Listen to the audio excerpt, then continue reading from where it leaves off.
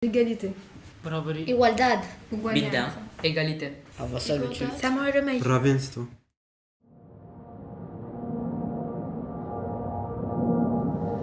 La Corée du Nord est une dictature. Kim est parti de son pays car il ne pouvait pas vivre librement. Kim atterrit à l'aéroport de Paris.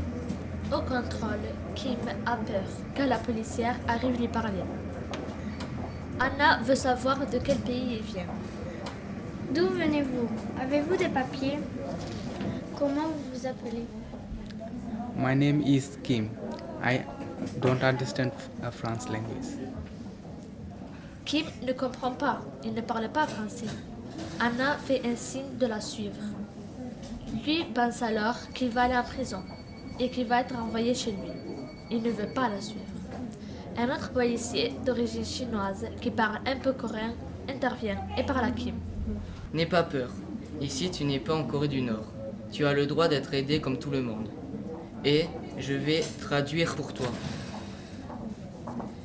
Kim se sent rassuré. Il accepte de suivre Anna, qui fait un signe de la tête à son collègue. Dans le bureau de la PAF, le chef d'Anna arrive énervé de voir encore un étranger qui ne comprend pas. Et toi, le bridé, qu'est-ce que tu fais là? Retourne donc vers ton pays. Arrêtez ça!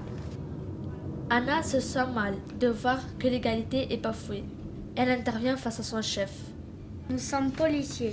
Ils doivent respecter l'égalité de tous devant la loi. Kim a droit à être traité avec respect et dignité. Alors le chef se calme.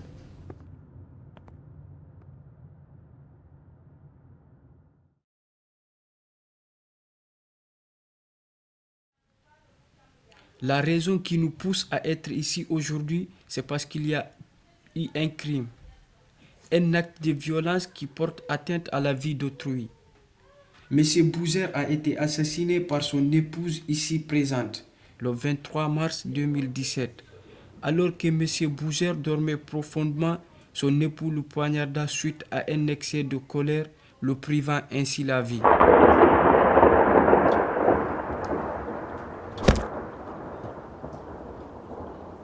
La vie humaine est précieuse, chère. Aucun acte ne justifie de l'ôter, quelles qu'en soient les raisons. Madame Bouzer pouvait-elle choisir d'autres moyens, comme la séparation ou le divorce? Car le meurtre est un geste irréversible. Il est important de rappeler le principe d'égalité de tous les hommes devant la loi et donc devant la justice. Est-ce que le fait que la coupable soit une femme fait qu'elle soit jugée différemment? Non, car tous les humains sont égaux devant la justice. Donc la sentence doit être la même que si c'était un homme. On est tous des hommes, tous égaux en droit, mesdames et messieurs, les jurés.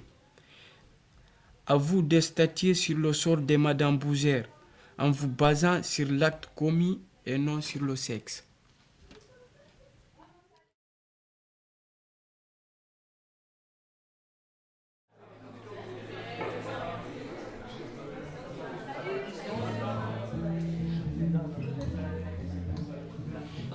Je m'appelle Myriam et j'ai 91 ans. Aujourd'hui, j'habite à Montpellier, mais pendant la guerre, j'habitais à Paris.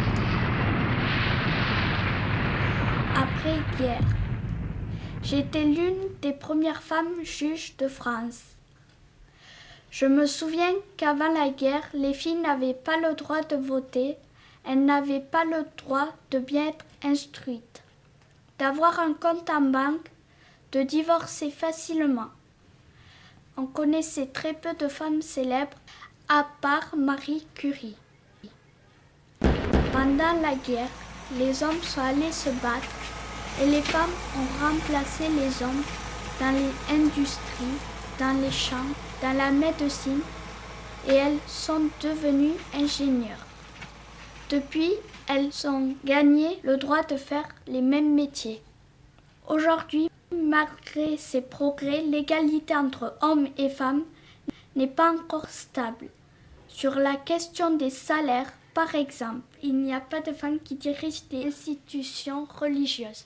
mais aussi en politique. Il y a plus d'hommes que de femmes et les femmes sont importantes en politique pour dire ce qu'elles pensent. Elles peuvent argumenter en face des hommes et défendre leurs droits. Je remercie votre classe de m'avoir invité.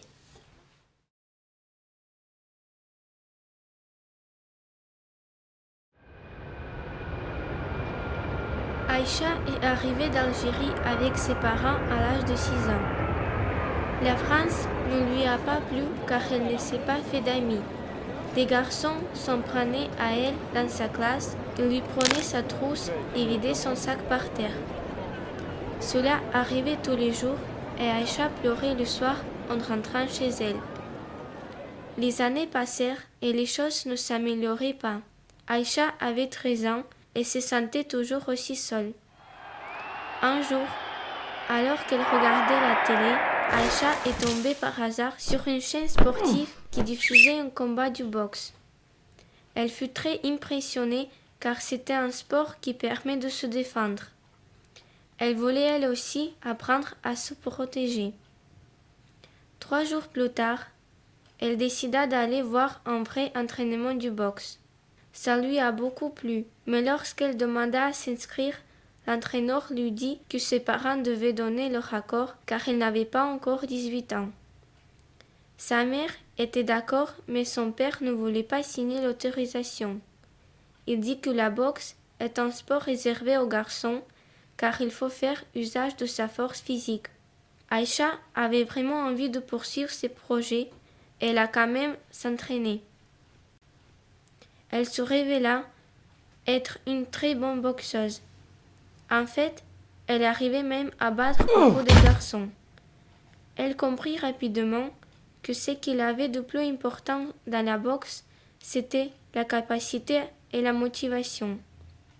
Elle comprit aussi qu'il y avait des personnes qui avaient plus de force que d'autres, sans que le fait d'être une fille ou un garçon n'entre en compte. Enfin, elle rencontra d'autres filles qui elles aussi aimaient la boxe. Elle devint un champion et se fit même des amis. À l'école, les autres élèves entendirent parler du succès d'Aïcha et furent très impressionnés. Les garçons de sa classe ne l'embêteraient plus.